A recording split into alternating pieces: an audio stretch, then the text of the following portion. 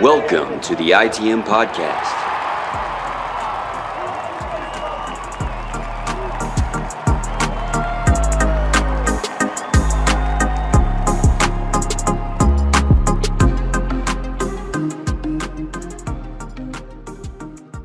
This is episode 294 of the ITM podcast, the official Boston Red Sox podcast of the CLNS Media Network, brought to you by Prize Picks, the exclusive daily fantasy partner of the CLNS Media Network.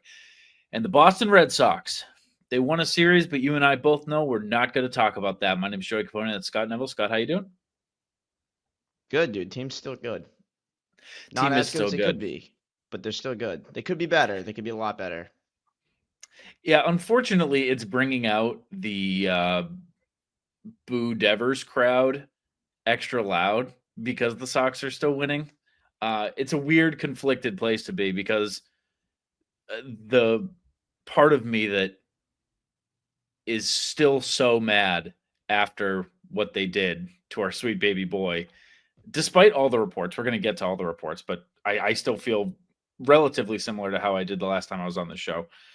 That part of me just screams so loud when they come out and win, because it's like if they had won this series but still did it, on an aggregate score between the three games of like 2-1, like lost the first game 1-0, and then won the next 2-1-zip, like then we can have this conversation about like, oh man, it still would be cool to have that bat. You're feeling the effects already, blah blah blah. But that's just like not what happened at all. They look great. But a lot of reports have come out. A lot of things have come up. There is a growing crowd that the see you later crowd, the get him out of here, the he was a me first guy, the he's not a team player, the whatever you want to call that group. They got a lot of ammunition this series, the past 3 days or so, as reports. It's so weird, Scott. The reports just like came out of nowhere. And then they weren't said beforehand. They just came out now. And then the other bigger reporters are like, I don't know where these stories are coming from. Do you have any idea where these stories could be coming from? These negative Devers stories?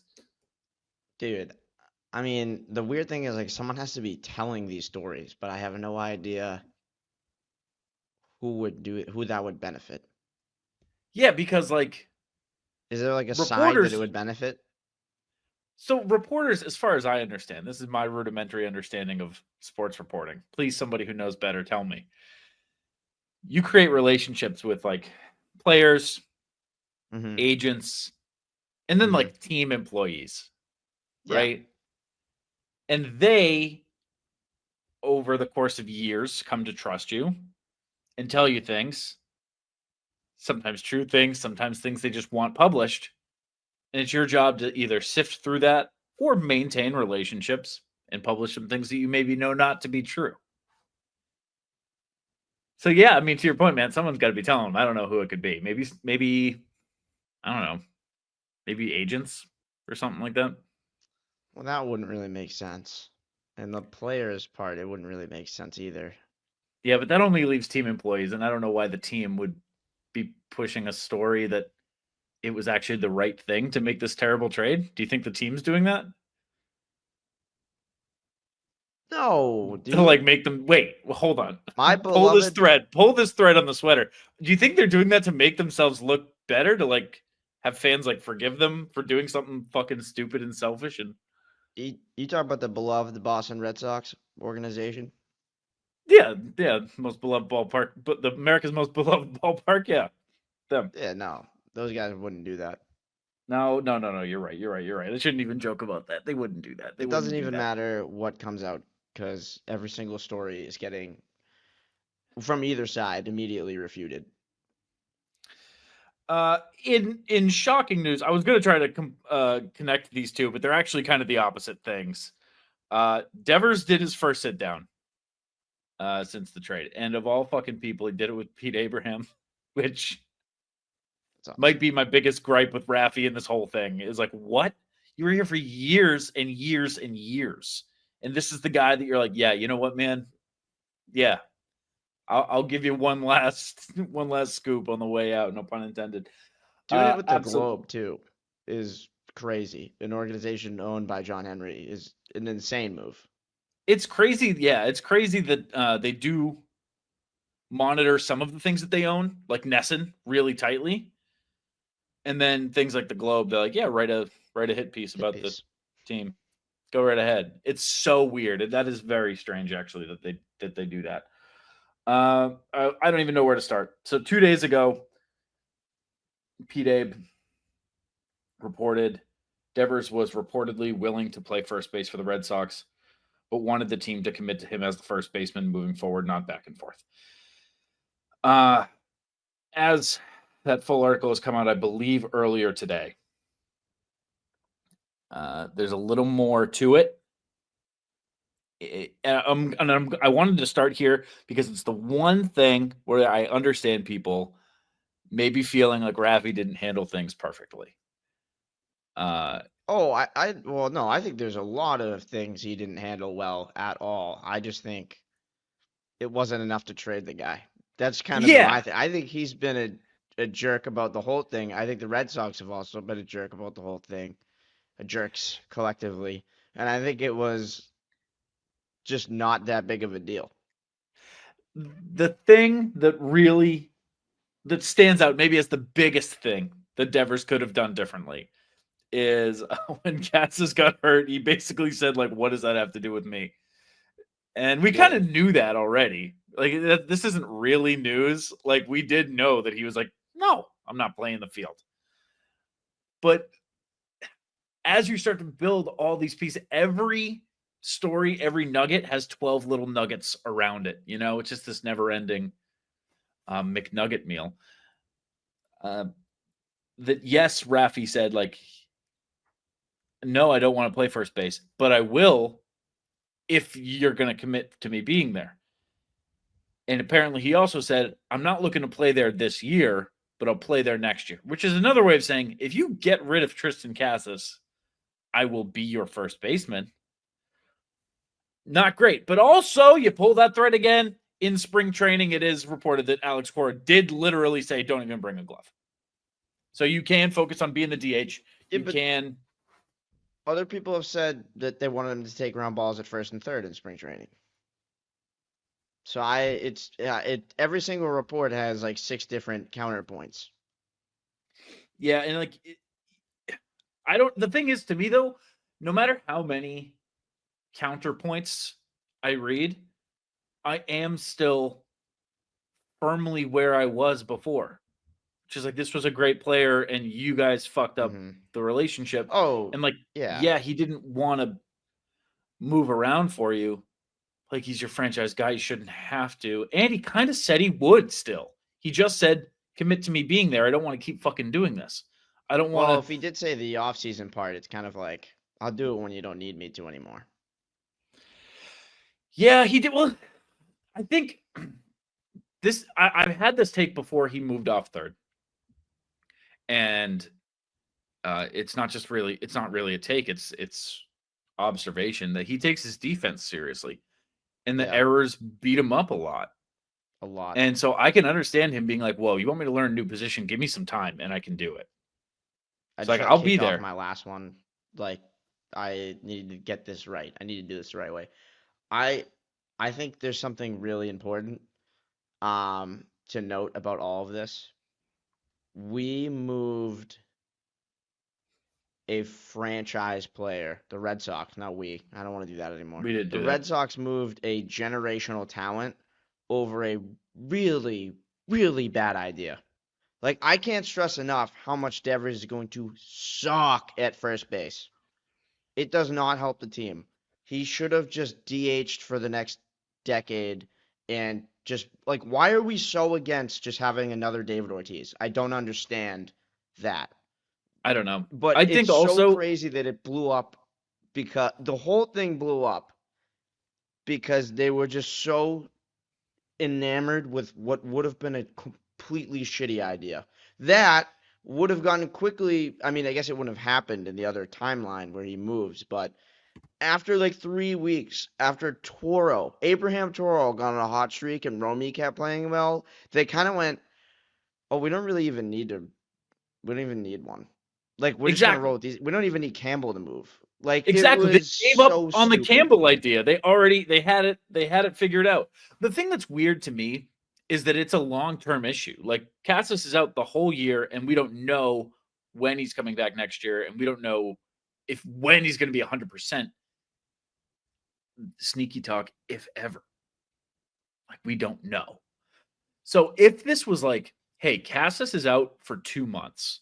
We expect him back at the All-Star break. Raffy, we really need you over there. We just need a stopgap there. We don't want to put some schmuck out there. Whatever. Then I think there's a little bit of a different conversation of like, Raffy, just fill the gap for a minute. We need you. To be like, play a season and a half, maybe more. And then when Cassis is back, go back to DH. That is asking a lot. And like you said, just a shitty idea. Like play a position you've never played for a long time. And I know you care about your defense, and that's going to eat you up and whatever. I do think Raffy saying like, where are they going to move me next? Because this is the second time that he said that. It's like, well, just there, Raffy. Yeah. That's it. I understand what you're saying. Remember when he was like, what are they going to put me in the outfield? It's like, no, they're not. They won't. No. He basically said that to Pete Abe too. He's like, I wanted to make sure they didn't move me somewhere else. Like, where else would you possibly go, Raphael? Yeah. I don't want to be that guy, but like first and third. It's a miracle you played third. You're a DH first baseman silhouette. You know? Some other notable things from the Pete Abe article. He was asked about David Ortiz's comments because Ortiz is paid by the Boston Red Sox. You might not seem that way because he's not around, but he is like a personal. Though. His whole thing was like, I wasn't an idiot about this, and I'm still getting paid by the Boston Red Sox. Like that was his point. Yeah, it was, but also saying that and in so few words, calling Raffy an idiot while on the payroll. So like, I get why Poppy said it. He's not wrong to be like, hey, if you just shut your mouth and do your job, you'd be here. But the thing is, that contract's guaranteed. He's going to just get it in a warmer city. Like it's, I don't know. But Devers replied back in the Pete Abe article. He said, I love Poppy. I know he loves the media. He can say anything he wants. I don't know what to take from that. That's just that's a nothing answer. But it is a little bit of a bummer that Poppy did try to reach out and that Raffy didn't say anything back. More on that to come. Pedro, did you get that stuff in there? What Pedro said? Same thing. No, he actually was like, Ortiz screwed this up from spring training. He was like, shouldn't have talked to the media. Should have just like sat him down. Like he's basically saying like, I wish Ortiz handled it better. He said that I could have handled this and prevented this, because he was like, don't talk to the media about it. He goes, go to a restaurant, bring him to your house, have a barbecue or a cookout or something. He's like, and just sit him down and just like talk about everything. Don't talk to the media in spring training and say this is what he should do. Pedro saying I could have fixed this is very like Mark Wahlberg 9/11. Wouldn't have gone down the same way if I was on there kind of thing. I love Pedro. I love Poppy. I love Manny. No, but they are the reason that You think he's right? I think if he handled differently, yes. But would Pedro himself have done it differently? I think if any of them had one strong conversation with Devers, this could have been prevented. This seems so like preventable. On the flip side, not really my take, not really my stance, but just to give the flip side, I guess, devil's advocate here, it kind of seems like a lot of people tried to talk to Raffy, and he didn't want to talk. And I guess they kind of did it the wrong way, and they didn't know him personally enough to know that, like, hey, if you send him 12 texts, he's not going to respond to the 13th. But I think the reason why he stopped answering his text, and I think this was what Pedro was saying, is it's because he went in front of the cameras and said, this is what Devers should be doing. This is what I think, instead of just talking to him. After he said stuff to the media, Devers probably said, you know what? I don't need to talk to this guy anymore. He can keep talking through a camera. Go ahead. Which is probably what Raffy means when he says, I know he loves the media. Yeah. Probably like, hey, I know he loves talking to cameras, so why doesn't he keep doing it? Yeah, that does make a whole lot of sense. I love those three. Those are the big three. Those are the Mount Rushmore of my childhood, and Nomar is on the Mount Rushmore too in a different sense. As individuals, they're all very funny to me. I mean, Manny just goes live in his driver's seat, like reading from the Bible or something, which is like, sure, Manny, do your thing. Poppy is still as bombastic and boisterous as ever, but like Pedro says some shit that's outlandish. Pedro says some like he does the whole Bayo reminds me of me. He's like, if I was up there now, I'd be striking out even more guys. I never hit somebody accidentally. Like he says these big bombastic cool things, but it's like you have to sift through for the truth a little bit. But he's not wrong in that, like, Poppy probably didn't help their relationship by doing that. No, he screwed that up from the jump. I want to get to the Passan article because that's where a lot of this conversation is going to be centered around. That's the biggest bomb. And it's almost like you forget that Jeff Passan can cover your team because he's the guy. So when it's like Passan puts out an article on ESPN about Devers, what is it called? Absolutely Botched is the title of this.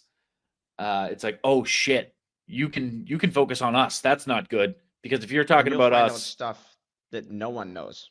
Like he'll find out stuff that isn't reported somehow, even though the guys are there every day. They don't get that information somehow? They've got to be pissed. Because they show up to work and they see an article from Jeff Passan. It's all the scoops that they've wanted. But I want to go through this blow by blow because there's a couple of big things in here. Before that, though, I got to talk to you about Prize Picks.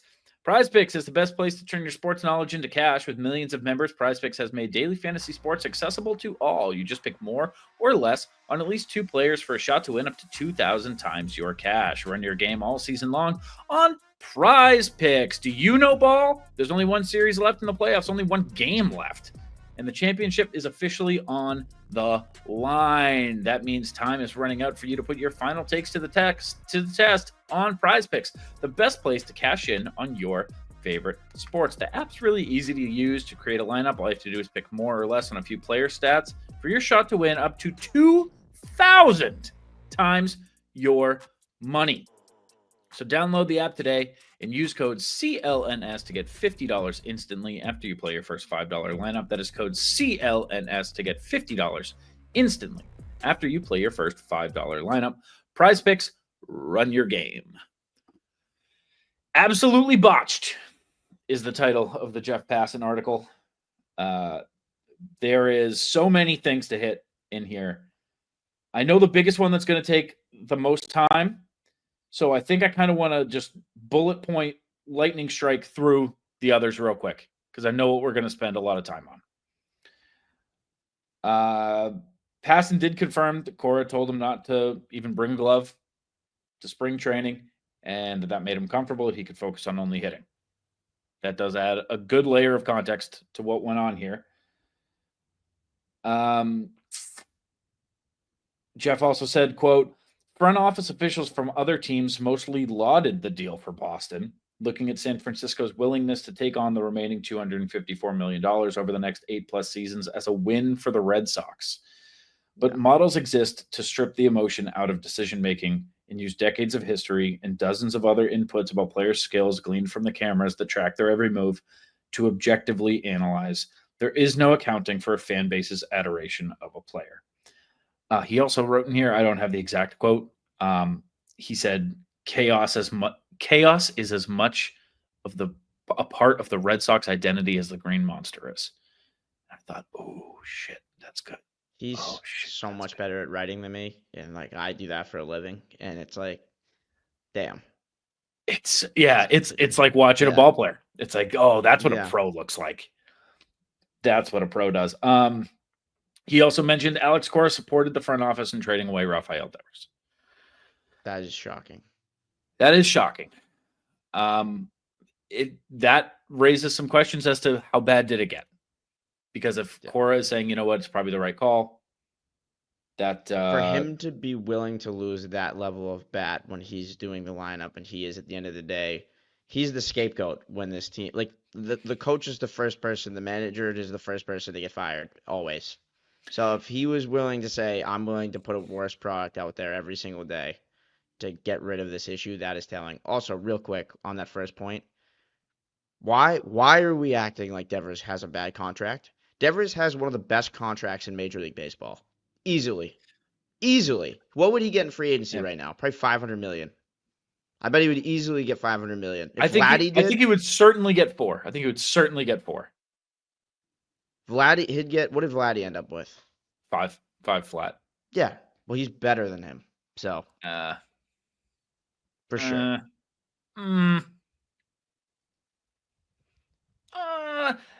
He's never had a season like Vladdy's 21. He's never had a peak. That's like cool. What?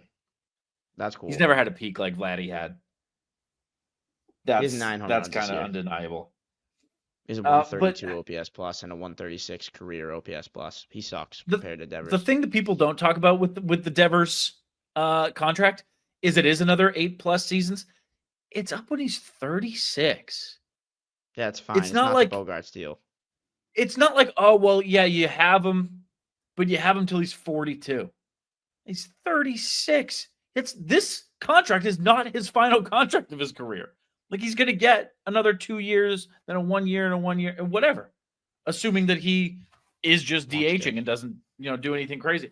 It's not a bad contract at all. But it's but it's not even just that it's that is a plus. That's a great contract. Exactly. Also, one more thing on that contract-wise that I have to say. A lot of people talking about how we took a lesser return so that other people would eat a team, in this case the Giants, would eat 100% of the contract and being upset over that. Yep. But let's not act like if it was a portion of the deal that would go against the luxury tax, by the way. Let's not act like we wouldn't be saying we are paying Rafael Devers to hit home runs for the San Francisco Giants. Because that would be the narrative if it was a chunk of the contract. And it would be, I don't agree with that at all. Like, I'm glad, because the first thing, one of the earlier reactions when we didn't have all the details, is I was like, I'm going to be pissed if we are paying Devers for 8 years to hit home runs for the Giants. And it's going to affect the team's ability to pay in the future years. And I'm not saying, again, I know they have the money to do it, but the luxury tax does have real implications. You can't go over every single year. You got 3 years, basically, and then a reset. It would be so stupid to pay him to play for somebody else. Well, let's say the Red Sox retained 40%, but the return was Logan Webb. Are we sitting here going like, I can't believe we're paying Rafael Devers, or are we sitting here going like, hey, they addressed an area of need right away in doing but that could be the reason why they don't end up re-signing Logan Webb, who's already 28. Yeah, no, I would rather. I mean, he's an ace. Mm-hmm. But then what would happen is we would for 8 years have an inflated we would have less money than everyone else in the league, basically. We'd be playing different rules than everyone else. I mean, 40% of, what does Devers make per year? 28? Something like that. 31. Yeah. Something like that. 40%, so 15 million. You're carrying 15 million to 14, 13, something like that. For 8 years, that's a long time. It'll become lesser every year. Who cares? I don't know. I also think if the Red Sox have a window, it's starting right now for the next 3-4 years. Like, this is the window. So re-signing Logan Webb becomes a whole other conversation because you're kind of supposedly opening the window right now to compete, at least compared to the past few years. The big thing, though, amidst this Passan article, I don't even think you've seen this because this just came out like 2 hours ago. Today, yeah, I wouldn't have seen it then. I'm excited for this then. Quote, since the cuts, Breslow's circle of trust has been small and his reliance on the team's analytical model heavy. According to sources leaving some longtime employees embittered. Breslow loyalists fear the consequences of that, with one saying, "There are definitely turncoats internally plotting against Brez." No shit. Like shouldn't come as a shock, but hearing it actually reported from the biggest, most reliable baseball reporter on the planet makes it very real. You had to guess this was happening, especially with the whole Brez, thanks Brez, you fucking stiff thing. I don't remember who it was, the scout that got fired via Zoom when that happened. You can't imagine that a guy who comes and runs the team so differently than it had been, not that the result had been great, but that there are so many changes internally, that the circle is smaller, that the analytics are driving even more, trading away Chris Sale. Say what you will about the acquisitions and the good ones, but the bad trades are going to stand out a lot more than the good ones are. Now the Devers trade, zero media availability. I think, and then just firing people over Zoom for calling you a name, and trading your best player for basically also calling you a name. It shouldn't be a shock that this is how people feel inside. He used to be likable to me. Like I thought he kind of had the mindset that would make sense, but he really is just truly unlikable at this point. Like forget the moves and stuff. But yeah, he just seems like a hard person to work with. And that's got to eat him alive. Like in the clubhouse thing, you see him behind the scenes at home and stuff like that. I think about that because of the clubhouse. Like when the deadline, they showed him at home with like his wife trying to like be like, I don't know what to do. Like I got to make a decision. These are affecting lives and all that stuff. And it's like, I think he's probably riding the proper amount of guilt. Like you watch that and you feel bad for the guy. Now it's just like, no, like you should feel some remorse for like he's in the Zoom calls being like. People being like, could you have handled that better? He's like, I think about that all the time. It's like, yeah, the answer is yes, by the way. You could have handled it a lot better. You could be human sometimes and not a computer nerd loser sometimes. And understand that, like, that works a little bit. Just be like the former player thing, no one's been less of a former player than Craig Breslow. Not a single person. Chaim Bloom was more of a former player than Craig Breslow in terms of just understanding how humans operate and feel. There are former players, by the way, who have played with Craig Breslow who have said he never talked like that. He didn't act like that. He was one of the guys. So I don't know where this came from, but that's not who he was on the field. It's not who he was in the bullpen. It's crazy. Here's one of those quotes that you're talking about on Zoom. This one blows my fucking mind. I tweeted it because I was like, dude, I've been trying to solve this. This thing's a fucking riddle. This makes no sense. Oh, I know what you're talking about. Breslow said, quote, "It's not that this was the best deal that we could get, because the best deal that we could get may not necessarily be good enough to trade a player like Rafael Devers. But when you consider all the factors here, this is the one that made sense." What does that possibly mean? It's not that this was the best deal, because maybe there is no best deal. But this one made sense. You never trade a guy because you never trade a guy of this caliber. It never makes sense to trade a guy of this caliber, but it made sense to do it. Basically, what he said is, you won't get an even return, but this one was fine. He said straight up, you never trade a generational talent. I don't care what you get back. Yeah. So we did we did it. Yeah, but also like we just felt like getting rid of him. Like I wish being a pain. I don't want this to sound like I don't think that like the Boston media pressed him enough, because I think they did. I think they did press him a lot. Yeah, but in a respectful manner, though. In a respectful, for sure. But I wish you could say this and not like get kicked out of. We know how touchy they are about media availability, but I wish there was a way to ask, like, was the relationship so bad that you were willing to make this team worse? Because because this team is objectively worse without its best player, obviously, as any team would be. Was the relationship so bad, and was he such a negative influence that you were willing to make this team worse on paper and you believe that is better for the club? Which I think is a legitimate question, right? And I mean, obviously the answer is yes. And I gotta say, I didn't know where to fit this in, but I think after the players spoke, I think there's a chance that there's a little validity to it. The only thing that I've ever hung on to is the fact you didn't see it live. You just read the quotes. I don't know if you've gone back and seen them. I know there's one player you've seen, but after the press conference, they cut to a bunch of reactions from players, and they're obviously going to say the right thing, but there was a genuine nobody actually cared that they traded Rafael Devers. Like, there was like the only thing about it was it was kind of like a wow, that's crazy, but there was no like, holy shit, you traded Rafael Devers. Like, there was way more animosity when the Red Sox didn't add a couple off seasons ago. Like, you heard Kenley like speak out against it. Devers spoke out against it. Like, there was like a frustration that was very clear.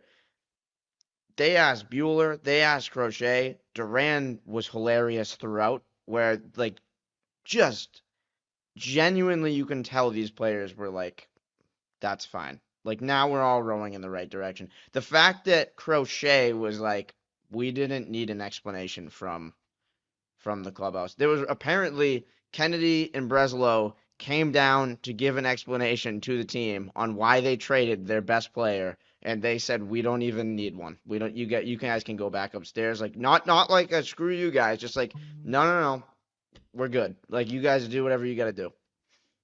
We're just gonna keep playing, which is insane. And you gotta listen to the Duran audio. I heard it. I've since heard it. Do you want to? I feel like it's worth putting on the show, if we can. Yeah, I'll play it. I have a couple thoughts on it all, and it's, you got it. Yeah, do you want me to play it? Yeah, play it. Hold on.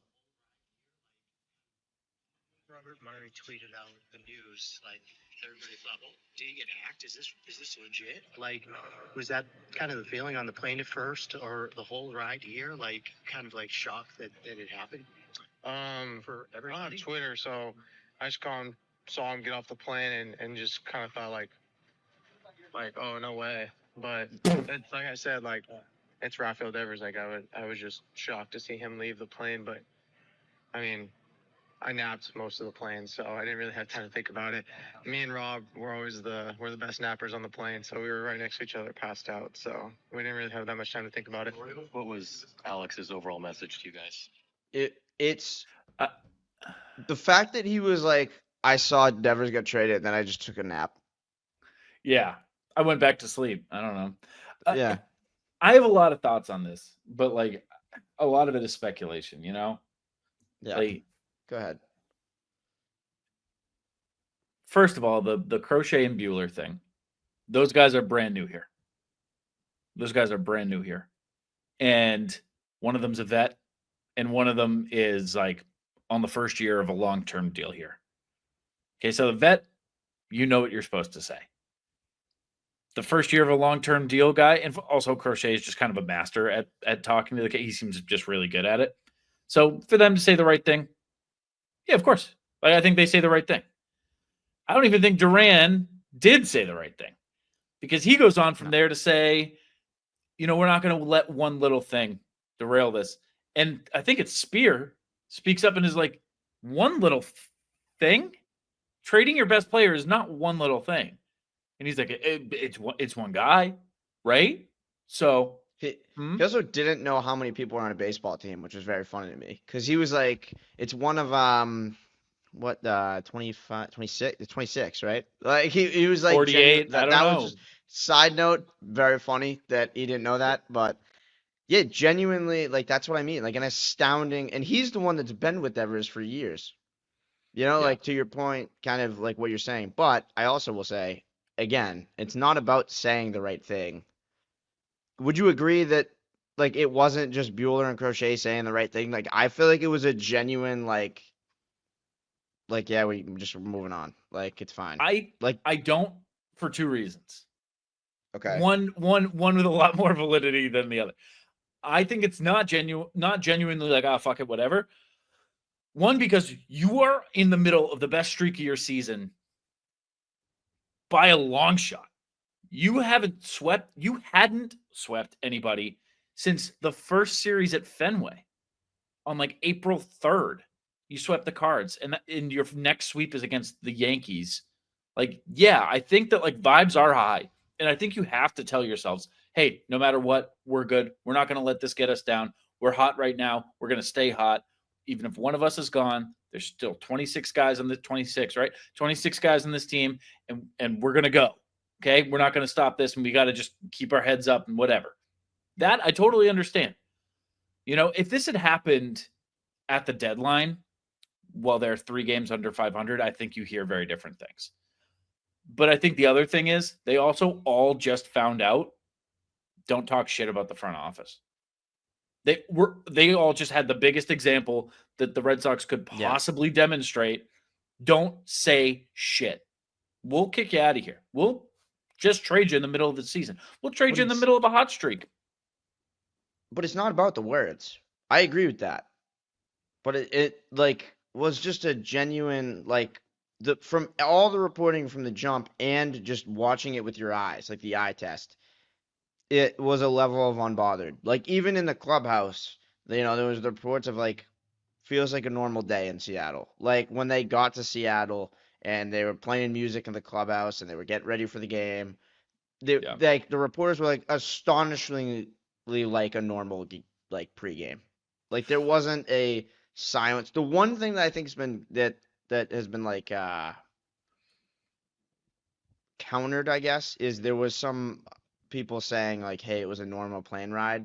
And there were multiple reporters like Lou Merloni and I think I don't know if it was Jemai. There was one other reporter that was like weird. That was weird. Oh, Julian McWilliams, I think. McWilliams, yeah, he was the okay. Yeah. Him and Lou were like weird plane. And other people were trying to act like the plane was normal. That's the one thing I'll say is like being, I guess, refuted. But again, there seems to be enough of like they're so okay with this that maybe there was a little more going on. I think if it was bad, right? Like let's say he was like a true clubhouse cancer, addition by subtraction, me first guy, get him out of here. We would have heard about shit before he got traded and way, way, way more after he got traded. Still, the only thing that we've heard is he refused to play first. That's still it. It's not like, well, reports are coming out that his teammates said that he like insisted on sitting alone on the plane and that nobody look him in the eye and nobody address him by his first name. Like there's there's none of that. June said he was mad at Christian Campbell for volunteering to play first, which I think was complete bullshit. Jeff Passan, I forgot to mention this, in that article said multiple sources said that's not true. Yeah, I've tried to hire Julian in the past. I think he's good at what he does. I think he was wrong about. Not wrong about. Everybody has wrong reports. Yeah. I think that was super wrong, and I think the AI thing was such a non-story. They're acting like GM searches were like AI interviews. Hire review is one of the most common practices in hiring. Like it. I almost feel like that comment, whoever said that, probably said it in passing. Like, yeah, I tried to get a job there, and it was fucking 5 rounds of AI questions. Just probably questionnaires and shit. Like, I don't know. You know that the guy he was talking to was not applying to be the vice president of the company. Like, you now know that his source in that matter was a intern or a like I don't know, rep PR guy, something like that. Like it wasn't. That was an accountant trying to be an accountant for the Red Sox. Like that was not a head of scouting. Yeah, and like I know that they have like all sorts of positions that open up at the lower levels too. Like that very well could have been like, an assistant hitting coach in Salem. And it's like, yeah, sure. Whatever. The AI thing meant nothing to me. It's like, yeah, I assume that every company is implementing AI in every way they can to cut costs because why pay a person? I think the meaningful part of it is the a huge part of what we're doing here is trying to sort out what's true and what's not, and who it Yeah. comes from is a huge part of that. And so that Yeah. takes down the validity of all of it when you have one thing that's wrong or exaggerated, or maybe, you're freelancing and you want to take advantage of the spotlight a little bit Yeah. and I go on understand that. NBC. Yeah. I think I'm simply taking the Passan thing at face value and being like everything he said is true. So if he is saying, he basically said the same thing. It was like, yeah, the AI thing, whatever, and moved on. But made it a point to say, like, yeah, multiple sources have said the Christian Campbell thing, just not true. So that's like as bad as the hit pieces have got. Is that he was mad that Christian Campbell offered to play first base, which I'm not even sure if I can believe that now, that he offered. Like, why would, I don't know, that's just weird. Especially because he said, like, it's the one position I've never played. I don't have a first baseman's mitt. Yeah, whatever.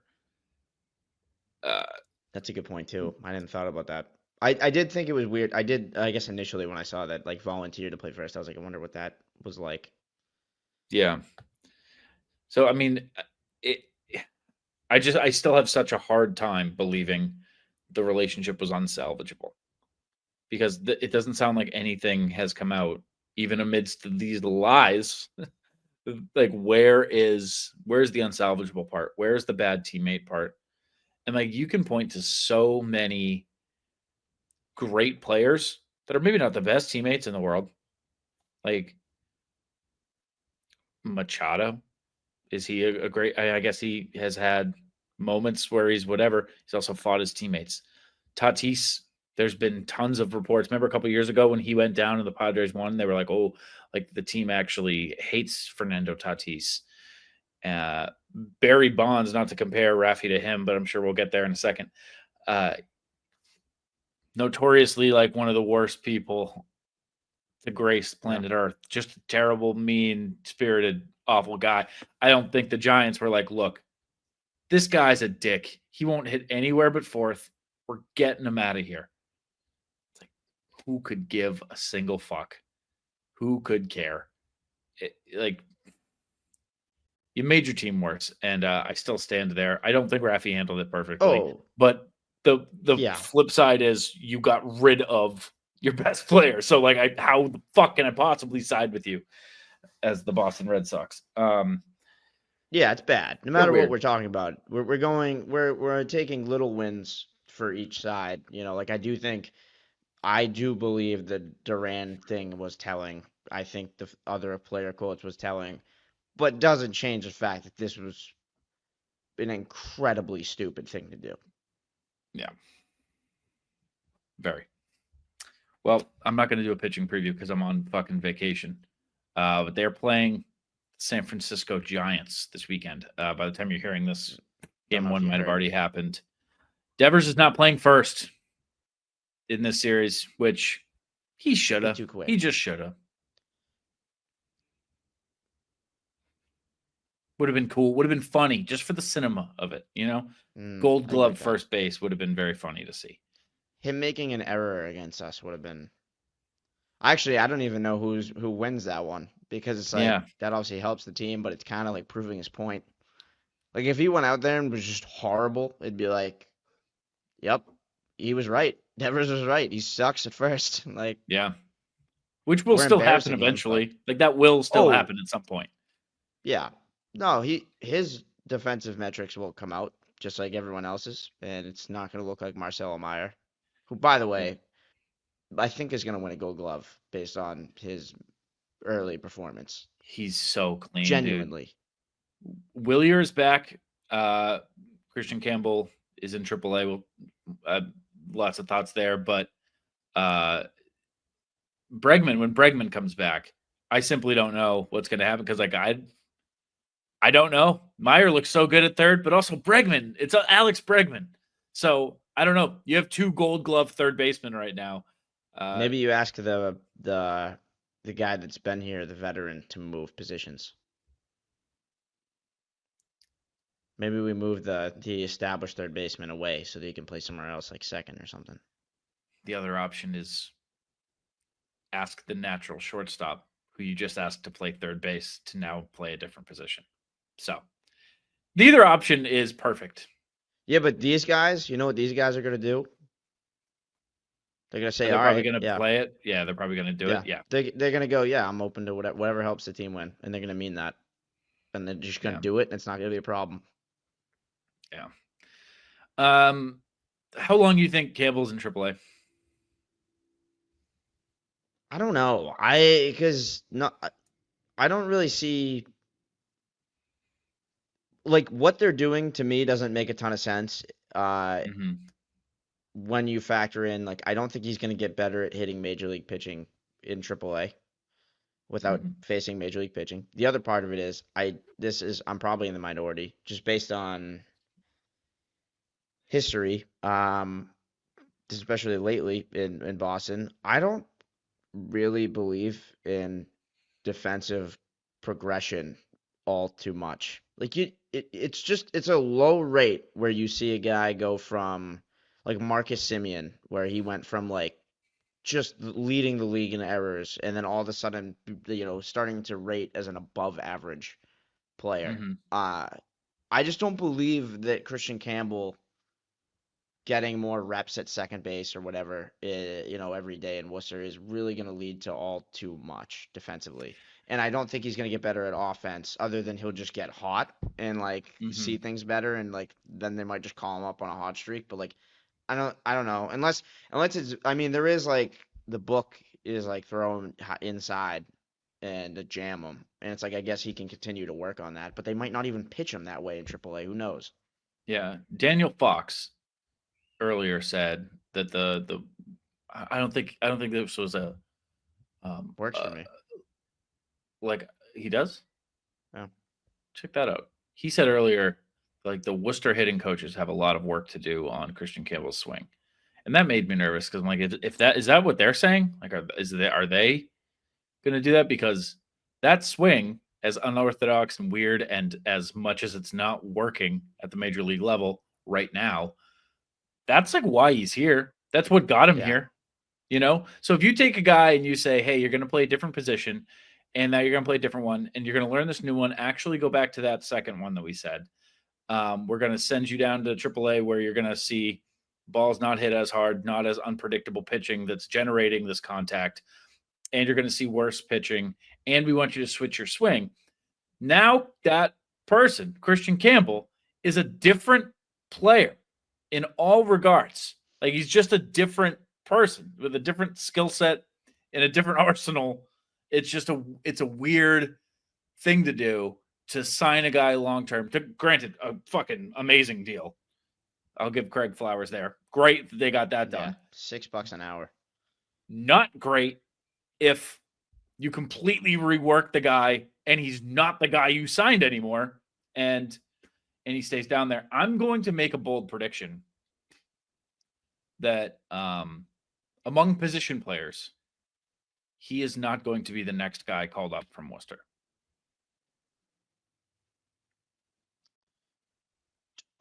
Okay. Well, yeah, I mean, I think there's an argument to be made that they don't need to call anyone. Like, I get why they would have done this if Bregman comes back, you move Meyer to second, and then you do that whole thing. But, like, Yeah. right now it's going to get worse when he comes in. You assume that's Yeah. going to be Hamilton, but then now you're getting rid of 2 second basemen, so I don't really know. You move Meyer over 2 second, Yeah. I would assume. But I don't know, it's weird because, like, there's no guy anymore. Like, we went from having this, like, surplus to trading away your best player, and now it's all of a sudden, like, David Hamilton's playing every day. So what do we... Yeah. Whoa, that happened quick. Is Willier going to DH? Wouldn't make sense. He won a Gold Glove last year. Wouldn't make sense. But also, what's the other option? Like Roman, you're not going to do that. Duran, you're not going to do that. Sedan, you definitely aren't going to do that. Roman? Start him as a DH now. I don't want to take him out of the field now. I'm not saying I don't think there's going to be like a everyday DH until. Do you think it's going to be a platoon situation? I think it's going to be. Well, they did just weird. bring back another outfielder, so I guess that would make sense. Because like I don't like if you're trying to win a game tonight, and you have Rafaela starting and you have Willier starting, you have I mean, he's not as good defensively as Duran, or at least this. I don't know what the hell is happening to him this year, but last year he was like a 17 outs above average guy, like elite. Uh, and then Raf Snyder probably about the same. And so it's like who. I don't know. Roman's probably the worst defensive outfielder of that bunch. Again, I think he's gonna be a very fine outfielder, league average at least. But again, what are you At gonna this throw second. Roman out there and then put Willier in the DH spot? It makes no sense. He has the people are doing that because he looks like a DH. Yeah, 100%. Yeah, he And doesn't. he's got I mean, the power. thing is, he doesn't look like he would be a great fielder. He's a big boy, No. thick Willie, as they He call also him. Yeah, go ahead with the credit. I don't remember. Play Tessie, I think, is the one called. Yeah, it's play Tessie. Right. But I don't know. It's weird to move a Gold Glove a rookie. Like we won a Gold Glove as a rookie there, but I do understand that. I think what people are saying is they look at the lineup and they say he looks like he could DH, and then he also was like the guy that could actually hit home runs out of the DH spot, which doesn't actually matter, but you feel better when your DH doesn't have 9 home runs in a season. Like you want the fact that like he could actually hit 25 over a full season. He usually got like 12 or whatever. 13. There is something about like if your DH hits 270, but has 30 bombs, you're like, fuck yeah, what a season, versus like, a 130 OPS plus and an 890 OPS with 15. You're kind of like, you're supposed to be our power. It's that it's strange. That was the whole DH Yoshida thing. Everyone Yeah. gets mad at Yoshida because he doesn't hit that many home runs, but he's a 285 career hitter. And it's like, oh, you're not good enough offensively to be a DH. It's like, yes, you are.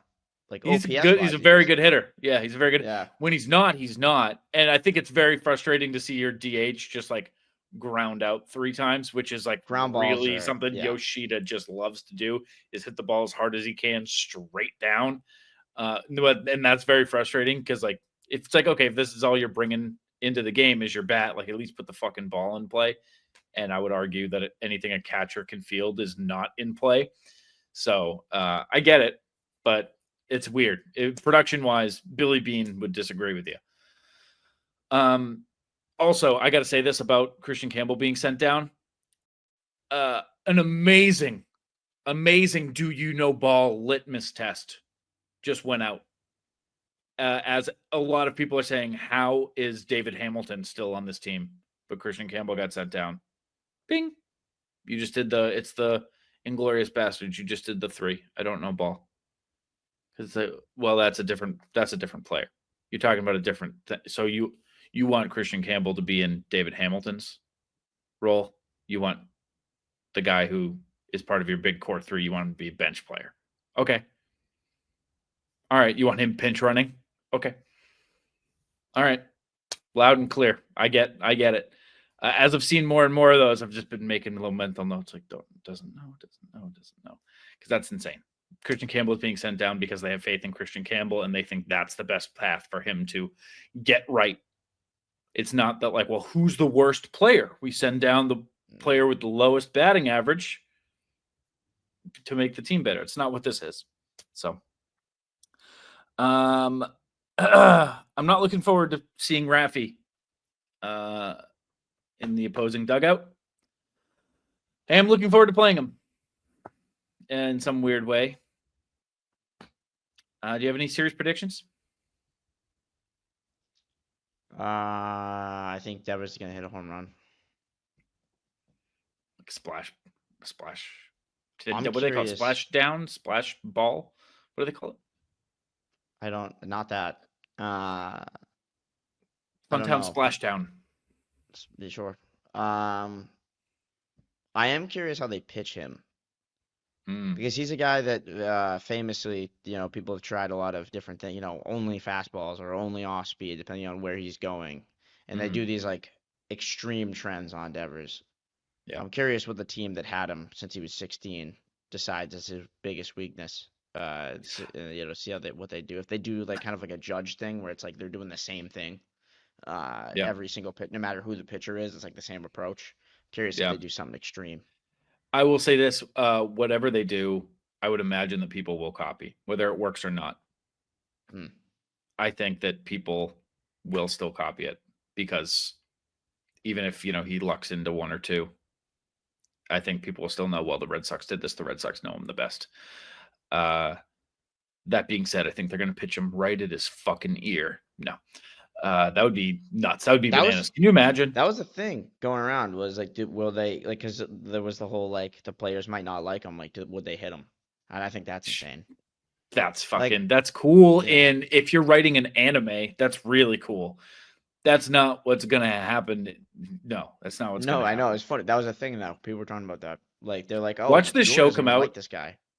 Watch the show come out, and there's a full-on brawl in game one. If that happened, then we Drills him wait. 3 Let's times. do another cut where we predicted it really quick. Okay. You want to go? Okay. If you ask me, man, I think they fucking drill him, as they should. I think the bench is clear. I think this goes all the way to Manfred. I think they have to change some rules after this shit. I am predicting with my real heart, they just hit him with a pitch. I think they hit him 3 times. Is it every at bat in the first game, or is it once per game? Oh, lost you.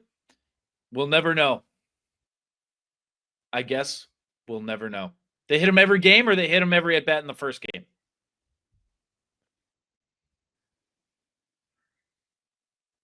Still not back. He's kind of back. Can you hear me? Back. I'm back.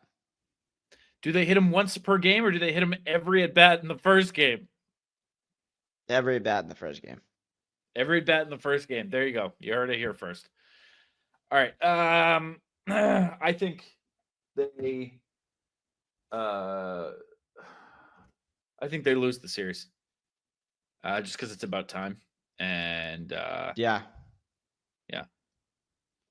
I think that honestly genuinely is like good analysis.